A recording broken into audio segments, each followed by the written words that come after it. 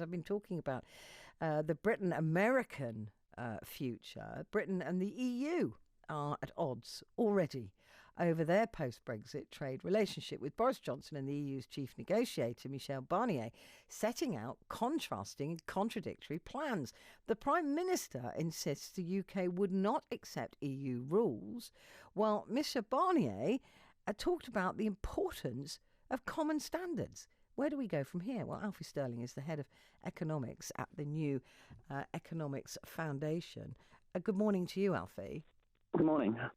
How do we fix this? Because is Boris Johnson being a little disingenuous, talking about not having to adhere to common standards? Because most of us want common standards, don't we?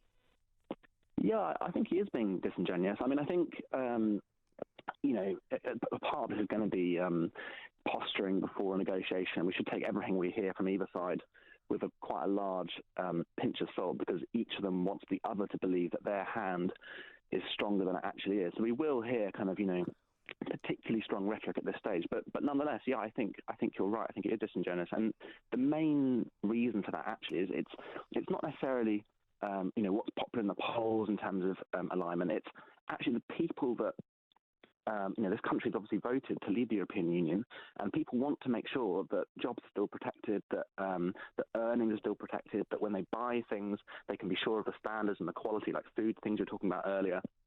And actually, these are all things that government is committed to and has promised and said, we don't want to row back on parental leave, for example. So it's quite interesting if the commitment of government is to do these things, is to protect standards, then actually signing up to a baseline, to a starting point with the EU shouldn't be that controversial. So it's quite interesting that they've chosen to make this a point of differentiation. It does beg the question, are they as committed to protecting those standards as they've previously said they would be? So is this akin to watching a David Attenborough and seeing two gorillas bashing their chest before they agree which one's going to win? Is that what we're looking at now? It's like a wildlife documentary. Yeah, I think it probably is, except none of the commentators are quite as, can commentate it in a way that makes the whole thing quite as interesting. But in all other respects, I think, it's pretty similar. But, I mean, like you said, when people voted to leave, and there's still a big question mark over what people voted for, but whether everybody's Brexit is potentially different from the next person. Is that idea of standards and it is that idea of safety with food and with products. I mean, I want to drive a car that I know the brakes have been tested. I want to have put a window in my house that I know isn't going to smash, and it has been safety tested. But do you think that's what people thought was going to happen when they voted out? Was this idea that somehow there would be a race to the bottom? Well, no, exactly. I don't think it is, precisely because there was no, there was no political side or political argument being put over the last 3 years that said, "Hey, vote for Brexit and have weaker standards." That argument was not made, and for good reason. So I think you're quite right.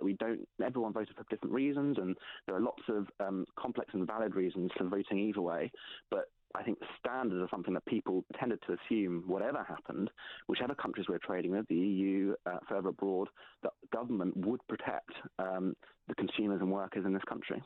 There is a concern, I've been talking about it all morning as well, is looking at a deal with America. They're starting to lay out talks now. They're starting to, backroom talks have been going on for some time, as we know, but there's, Liz Truss is going to make a statement laying out the UK's negotiating position, and we can expect maybe a wildlife documentary between America and Britain as well. But how do we start with that one? Because America is a bigger manufacturer.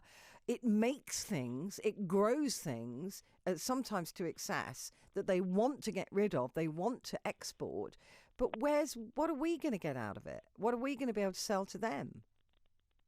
I think getting a deal with America is a positive thing, but the devil will be in the detail, whichever way it goes, because it will be about particularly which jobs have been protected, which consumer standards. But I think that probably, it's a little bit of a distraction in a way, because no matter what deal we end up striking with America, it cannot be a substitute for a deal with the European Union. And that's not a kind of either for or against Brexit. It's just in the world we're in right now and looking at the potential trade partners that we can now strike up a relationship with as an independent country. Europe is the biggest market. It's very, very close to us. It shares waters with us. And so it has to be, is the most fundamental deal. So yes, the deal with America is important, but it's not a like for like. A deal with America is a lower category of priority. But when we're looking at dealing anywhere in the world, we're a service industry largely, and that was not addressed by Brexit at all. It still isn't really. We're talking about tins of beans rather than the services that we supply around the world. Yeah. The worry there, isn't it, in any deal, is that we have to sell those services in order to have something to sell, if you like. We're not a manufacturing country anymore.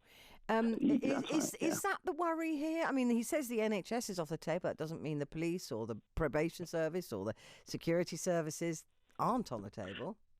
So most free trade agreements do allow companies from different countries to bid for public sector contracts. Yeah. So, for example, the deal between Canada and the EU allows Canadian companies to bid to run, European train networks. Yeah. So yes, you're quite right.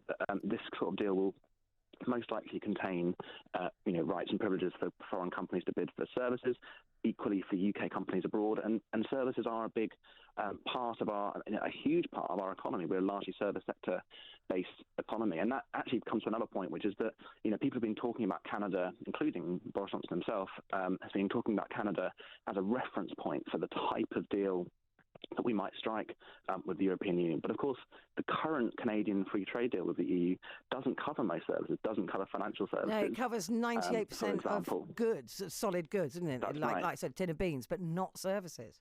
Not the majority of services, which is a problem for a country like the UK because we are more service sector based than even most advanced economies.